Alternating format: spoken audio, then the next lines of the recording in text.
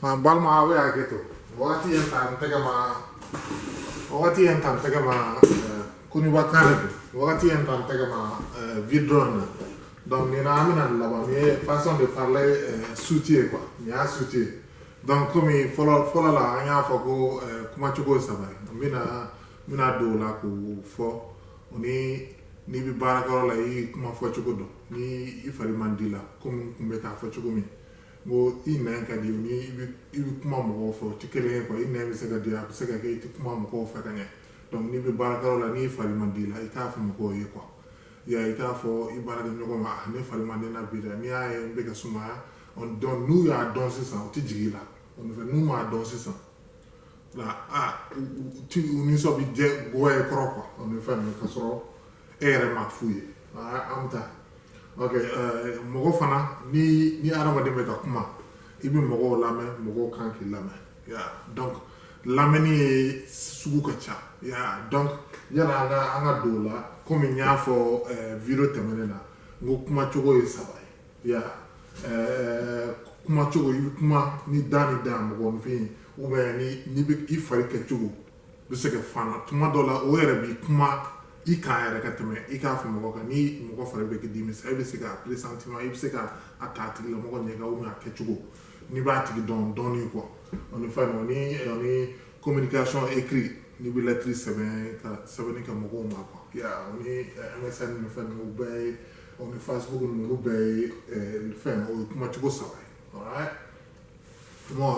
ka mo fana lama o de ka gel ya ni bi mo lama fana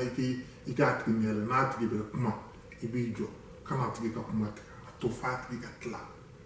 ya hal ni bi fe ka ati ka kuma ati bi se ka fo ya fama ne bi fe ka do fare kan Europe kana kroto ka so ati ma kuma ati re di I fe kuma mado la kwa ni bi ka kuma adama den fe ati la mo kroto le re do I ma fe ka kuma bla pour ka kuma ta o koro ati la mo ati la mer ya donc écouter, elle a la capacité de recevoir et d'interpréter avec précision les messages dans le processus de communication.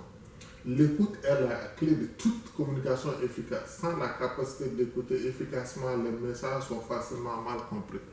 Ya, tout le monde a fait, et puis mon gars doit être comme moi dans 600. Il va se retrouver et faire, il a mon fort, à te fois. À nos bols, nous n'avons fait quoi. Donc, il y a fatigue la mo gatla ou men dobe ke ci sisa hala clique mo gatla ci foli la écrit na ko ke donc ibi jor fo article mo gatla ya donc souvent nambi précipité fana ni mo ko na se ke barakaro lan sa ni ba te se ka nyele wala tuma la ni mana nyele na article mo na to fi to to ko donc ni ti mo ko nyele hal ni na article mo ko na parce que ma nyele I kumbri ka ke au-delà il faut être évolutif. Il y a ma soeur, ça veut dire un homme évolutif, agressif, social. Et puis un homme timide. Au moins, ça va. On peut pas ça va. Il y a ça va dire quoi. Pour qu'il y ait à famille. Donc, il y a écoutez, c'est l'une des compétences les plus importantes que vous puissiez avoir. Comme moi, la main, c'est un don même. Yeah. Votre écoute a un impact majeur sur l'efficacité de votre travail et sur la qualité de vos relations avec les autres. Moi, je suis adama den la meilleure quoi. Il te gana moi il be kubidia mo ye parce que il ka tanta ka tigla ma abu ko mi ibe ka tigi boy. Ni be mo ka kuma la. Donc anga lo nyogol la me.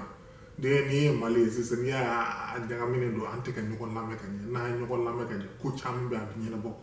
Ya donc ou la fana nga ñogon lame so anga ñogon lame antergam ñogon ci anterm so ni kala be sa na bu ñogon lame la abitem ni mana dien be les ça fin kala fin be be mo kon funti ñogon lame kan parce que anti niti anama de on ñogon lame kan ni ati ñogon famia feo au clé au fin clé par exemple si nous écoutons pour obtenir des informations nous écoutons pour comprendre. Nous écoutons pour le plaisir, nous écoutons pour apprendre. Donc, moi, je vais vous dire,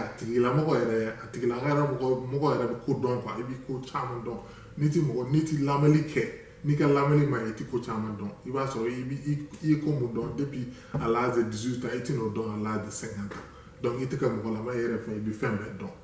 Donc, ni adamaden bɛ ka kuma ni photo bɛ k'a yira an fila bɛ ka kuma bɛɛ bɛ ka kuma ɲɔgɔn fɛ yɔrɔ kɔni jɔn bɛ ka lamɛnni kɛ o kɔrɔ a bɛɛ bɛ ka kuma fu de la quoi a bɛɛ bɛ kɛ sisi de kɛ donc nin y'o exemple de ye quoi ni adamaden bɛ ka kuma pour que nin ye fɛn de ye quoi ni adamaden bɛ ka kuma i b'a tigi ɲɛ lajɛ n'i y'i kun biri dɔrɔn a bɛ tunun i la quoi i b'a tigi ɲɛ lajɛ et fana n'a tigi bɛ kuma i bɛ affirmation d'a ma n y'a faamuya donc o ye affirmation de dili ye n bɛ k'i lamɛn yɔrɔ an ka fɛn na an b'a fɔ naamu ni mɔgɔ bɛ ka kuma fɔ an ka bamanankan na naamu o kɔrɔ o b'an ka culture bɛɛ la donc i bɛ k'a tigilamɔgɔ lamɛn donc une mauvaise écoute conduit à des hypothèses et des malentendus comme n y'a fɔ cogo min n'i n'a to ɲɔgɔn lamɛn a bɛ na ni kɛlɛ ni fɛn n'i ye diɲɛ kɛlɛ o n'an ka dugu kɛlɛ ninnu bɛɛ ye c'est là entraîne des erreurs a bɛ se ka kɛ erreur bɛ caya la quoi des décisions inefficaces et des erreurs écoutées sur le plan personnel une mauvaise écoute entraîne des sentiments blessants et une perte de cohésion d'équipe donc baarakɛyɔrɔ la dugu jamana a bɛɛ bi ɲɔgɔn lamɛn an ka ɲɔgɔn lamɛn pour améliorer votre efficace d'écouter vous devez faire savoir à l'autre personne que vous écoutez celle qui ce qu'elle ou il dit donc ni mɔgɔ bɛ ka kuma sisan komi n y'a fɔ i k'a tigilamɔgɔ ɲɛ la i bɛ to k'a fɔ n y'a faamuya ok je t'écoute o b'an ka fɛn na komi n y'a fɔ ka tɛmɛ o b'an ka lawale kow la an b'a fɔ n y'a mɛn naamu ye n bɛ k'a lamɛn n tɛ fɛn wɛrɛ la donc ni mɔgɔ bɛ ka kuma i bɛ baara min na yɛrɛ i b'a bila k'a tigi écouter ou bien n'i bɛ baaramisɛnnin na sisan n'aw bɛ baro la o tɛ kelen ye n'a tigilamɔgɔ bɛ ka sɛbɛn kuma f'i ye i bɛ fɛn bɛɛ bila i k'a tigilamɔgɔ la o ni baro kuma o tɛ kelen ye quoi